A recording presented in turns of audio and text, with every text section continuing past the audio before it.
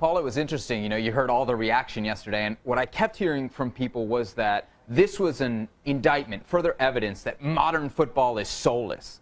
But if this would have happened 30 years ago, we'd probably be looking at the same result, no? Yeah, no, totally. I think, look, you've got to look at the factors. Look, they lost Kanté in central midfield. You could see that Drinkwater couldn't pick up all the slack because it was impossible for him to do so. The protection in front of the back four with Huth and Morgan has been very, very poor. They've been leaking goals. Every player in the side has not been playing at the level. Now, for whatever reason that is, only the players know what that answer is. If you look at Mahrez, the type of form that he's been under, Vardy he got tumbled very quickly, purely and simply because teams know how to play against Leicester City now. Albrighton not as industrious as he was last season. So when you factor everything together with the results, this is the only outcome now. Because what they're worried about is the survival in the Premier League and those, what did they get last year, $93 million for winning the league. It's all about the dough, and the higher-ups have panicked. And it would feel that everything that you're saying, Paul, makes sense. And everything that everybody's been bringing up in terms of the points, in terms of the reality of the club right now, in terms of the fact that they're almost in the relegation zone, and it doesn't seem like the team is getting better. And that's why you can explain away the sacking of Claudio Ranieri. Mm-hmm. I would just say that given the equity that he had built with the sort of success that they achieved last season, that set of circumstances, that would be enough for me for him to be given the chance to finish out the season, because it's a special set of circumstances. It's not your standard season that you had last year with Leicester City. It was something that was unbelievable from every sense of the word. It was something that none of us expected, and we could not believe it while it was happening. I believe that in itself should have been enough for Claudio Ranieri to remain in. You know what is absolutely deafening for me is the silence from the players. Yes. There's not one word, not one quote have we heard from the playing staff about whether they had a great relationship with the players, and I have my doubts about that. I think that Shakespeare was a buffer with the players and Ranieri. Because let's remember, when Ranieri came into the club, he was Cambiasso there, and then he signed another Italian player. They didn't play the way that the players wanted to play. And to be fair to Ranieri, he swallowed his pride. He said, OK, lads, on you go. And that's what they did. But it is absolutely deafening, the silence that no player, Wes Morgan, Huth, the leaders of that group last season have said absolutely nothing. There's a definite disconnect with the players, because even in his statement, he mentions the players very briefly as part of the relationship with Leicester City. This was very carefully put together, by the way, the statement by Claudio Ranieri, where he addresses the fans, he addresses the clubs, but the players seem to be sort of an afterthought and just carefully slipped into a couple of lines. That to me says that he knows the player let him down, and I find it that I think the players feel that maybe, just maybe, Ranieri let them down. You mentioned Shakespeare, the assistant manager. He could well be in charge for Leicester against Liverpool. Frank, let's bring you in on this. You've been in a dressing room under Claudio Ranieri at Chelsea. These reports of a player mutiny come to you as a surprise, or could you see this happening under his watch?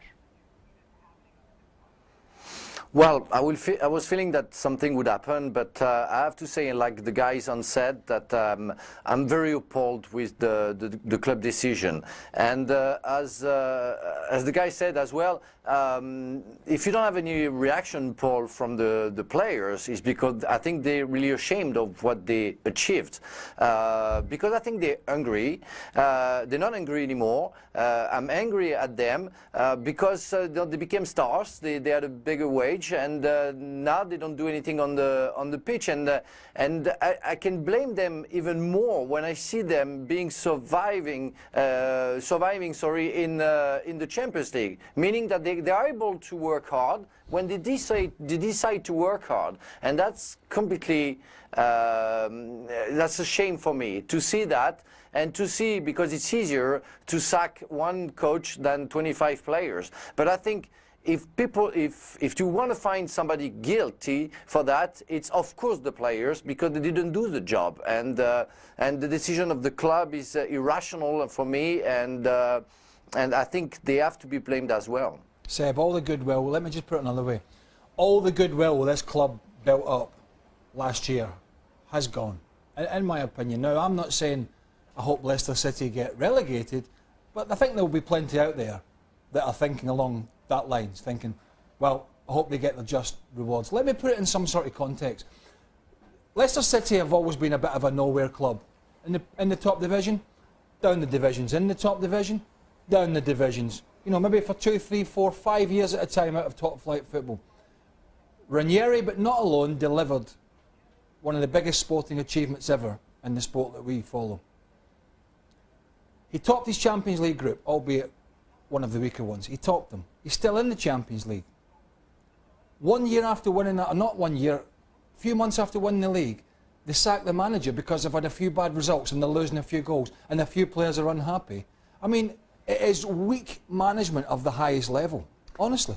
This feels to me like this classic story of a family that wins the lottery and somehow it breaks the family apart and somehow years down the road nobody gets along with anybody. It feels like that's the same story. Leicester City won the lottery and they didn't know what to do with those winnings. The players weren't happy with training. The players weren't happy with formations. The players weren't happy with personnel selections. That's what I'm reading in the papers today. And wait for it, the players were not happy that chicken burgers were taken off the menu. When you start hearing stories like that, that starts worrying me. For extra time, got some good Twitter questions here. Oh. Good is generous, I think. Okay. Noni wants to know, would Leicester have been more unified if Riyad Mahrez and Jamie Vardy had left? What? Huh? More unified. Why are we picking on those guys? Yeah. What? They'd be worse off. All this hard to How argue. could they be more unified? Maybe if Mahrez had left. Who's going to take the place of those guys? Well, somebody could have done better than Riyad Mahrez this season. Yeah, they've not Anybody. been great. Hindsight. I can't see that they will be more unified. Why would they be more unified? I don't know. See, those two, Twitter questions. those two should have left when they had the chance. Because who really wants Jamie Vardy and Riyad Mahrez now? Should Leicester have cashed out on those guys when they had the chance and gotten what you would assume is kind of max value? Possibly. But in hindsight, but you know who Right, the in smartest hindsight, guy is? It's N'Golo Kante. Yep. He's doing fine for himself. And maybe the best of the three. We too. won the title. I'm out. See you guys later because we're not going to do any better than And this. he's going to win it again this year. There you go. Smartest guy around. More Leicester. The thing with Vardy, I mean, when Arsenal came in for him, I can't remember who else came in for He was him. only going to be a sub at Arsenal. I know, Wouldn't have played for but he wasn't the right player for Arsenal. That was never happening. But teams defend deep against Arsenal, so he's got nowhere to go. N'Golo Kante, Chelsea or Leicester? Right. He's a player of the year, that boy. He's Player of the year. Gotta be, right? Just based on what Unbelievable. last year's team did and this year's team did. Unbelievable. Claudio Ranieri then sacked as coach of Leicester City just 9 months after winning the Premier League with the Foxes. Stevie Nicol, your reaction? I can't honestly say I'm surprised. People were telling me that the result against Sevilla was something that may lift them, and certainly lift him, and maybe impress the boss. At the end of the day, they got beat again. And quite frankly, it should have been a bigger defeat than it was. So, you know, you tack that along to what else has been going on over the last 3-4 months. I am not shocked that Ranieri is no longer the manager. Using the Sevilla game though as a case study, yes, they were very poor in the first half, but at least they showed a little bit of fighting spirit in the second half. Would that not give you, as an owner, a little bit of hope with regards to Ranieri and what he could do with the team for the remainder? If this was the start of the season, and we're talking about 6 to 8 games in, and they'd had a bad start, then I would say yes. But we're not. We're coming to the end of the season. It's been a slog the whole way. I'm trying to even remember a highlight during the season. Manchester City, you would suggest is the only highlight. Now, how bad is that when we try to pull out one performance over, what, 8 months? Yeah. I'm sorry. What about not those who enough. are saying that he did so much last season, that he's got money in the bank, the club should be loyal to him? There should be some sort of humility. Listen, as a player, there's a saying that you're only as good as your last game. And if he's only as good as his last game, then there's no surprise he's out the door. Listen, last year was phenomenal. It was fantastic. But in football, you don't get anything for the past. It's all about the present. It's all about what you do now. And what Leicester and Ranieri are doing now is not good enough. How much responsibility? We know it always ends at the coach. Yep. Obviously, you can't sack the whole team. That's where the coach goes. How much though responsibility should the players take? How much of them should be looking in the mirror tonight? and feeling All of them. that they should be responsible? Yeah, I think all of them, and I'll be absolutely shocked if they actually don't feel a responsibility for Ranieri leaving. But at the end of the day, the only thing that does happen is the coach goes, and you said it already, you can't sack the team and keep the coach, unfortunately. So no surprise. Stevie Nicol, thank you very much. Of course, a lot more reaction to today's news at 6 p.m. Eastern tonight on ESPN FC on ESPN News.